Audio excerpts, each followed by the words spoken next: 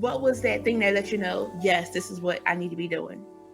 Well, I've always loved helping people. Mm-hmm. That was never a problem. Was being in front of people. Mm-hmm. So I love being around people and helping them, and Mm-hmm. being raised the way my mom and dad raised me. Always at my house, folk always came over. Mm-hmm. We were the house. Everybody came over. My mom was feeding people coming over. So I was used to being, in that environment Mm-hmm. where, my mom, she instilled with us, always be there to help. Yeah. So it was a part of our upbringing, always helping people. I mean, everybody would come over. My Mm-hmm. mom would always cook, people come Yeah. over, and so it's been a part of me. So I love helping people. I love seeing people blessed. Mm-hmm. I love seeing people succeed. Mm-hmm. I love see people growing, and so that part was, I love doing that.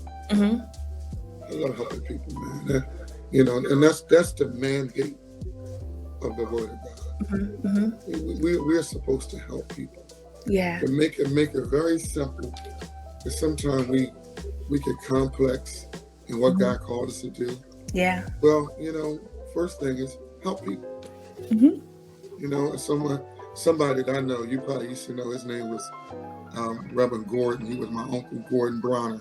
Mm-hmm. And he used to sing a song, if I can help somebody as I living. travel along, Yes. that my living Would not be in will vain. not be in vain. Hmm. And I think sometimes in the church we get caught up in so many titles and this and that. Just help somebody. Yeah. Just help Yeah. somebody. Yeah. That's pretty simple, isn't it? Yeah. And when you keep it that simple, it's easy for you to stand in it because you enjoy doing it. So it comes natural. Yes. The people going to be people. They're going to accept it or not accept my it. But God. if I keep on trying, I know Lord that have my mercy. living is not in vain. Yes. Yes. So that makes what I do a little easier because I enjoy being a blessing to people. Yes. I love it. I love it. Mm-hmm. Another part you said was the men's ministry.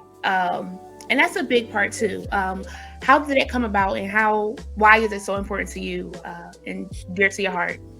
It's amazing because the first part of my ministry is working with youth. I was a youth leader for years, and I had the opportunity to go to Memphis. We have a mega conference, Mm-hmm. a convocation in Memphis every year in November. So I went there one year with one of my best friends who went to glory. His name was Pastor Greg Freisen. So I went with him to a youth meeting, and literally while walking with him through Mason Temple, iconic historical church, Mm-hmm. we're walking. He's getting ready to go to this youth meeting. I'm ready to go with him.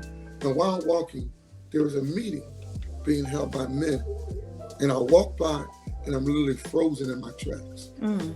And at that time, it was Bishop Darrell Hines. Okay. And he was over the men's department. And I could literally, I can't move. I'm like, and Greg is walking. He thinks I'm behind him, but I'm not behind him. Mm-hmm. And I stop, and I walk toward that meeting, and I sit in the meeting. And I'm listening to these men have a meeting. And that's when the Lord gave me my second call to minister to men. And I'm listening to Bishop Hines, and I get excited. Now, I go back home and I talk to then the late Bishop Benjamin Ravenel. I said, Bishop, we got to have a men's group. We got a men's conference. We have a men's department. He said, well, I want you to get some more information and bring it back. I get the information. I go to the first men's conference. It was in North Carolina at the late Bishop Otis Lockett's church. And I go there and I'm blown away. And I'm like, oh, this is what God wants me to do. And I come back, and Bishop says, oh, you can start a men's department in the Commonwealth. And I started this men's department. And then I started, the Lord started tapping into, and I started writing books. And I created a men's department. And now the Lord's opened up doors when I'm able to travel and go and do men's conference and men's symposiums, and I'm conducting men's workshops. It is a passion that I have, and that's what really drew me to really reach out to men. And so every Tuesday night,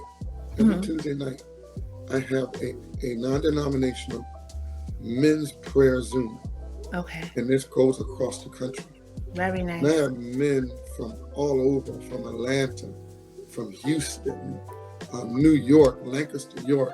In this Zoom prayer, they call in. We've been doing it for 3 years. And when they know 3.5 years, and they call in, and on this Zoom prayer, we have brothers from all over our country, and we love it. It is amazing to have different men from all different cities, and it's non-denominational, so we have different churches, and it is an amazing Tuesday night at 9 o'clock. We have